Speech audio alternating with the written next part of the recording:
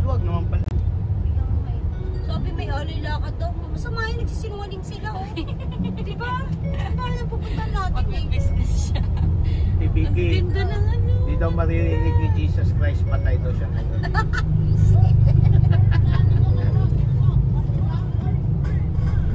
Kaya ano daw, maraming gumagawa kasalanan pero sabi ko, patay daw si Jesus eh.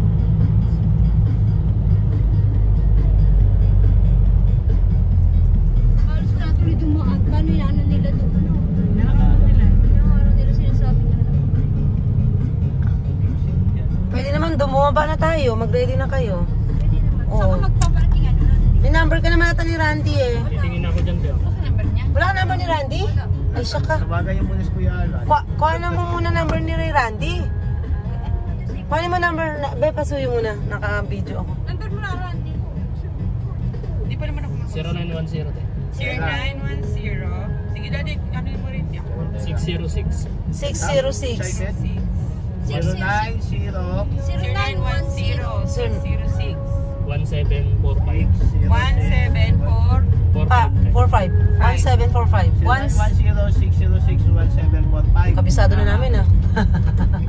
0910. Ah, dito baba na kami.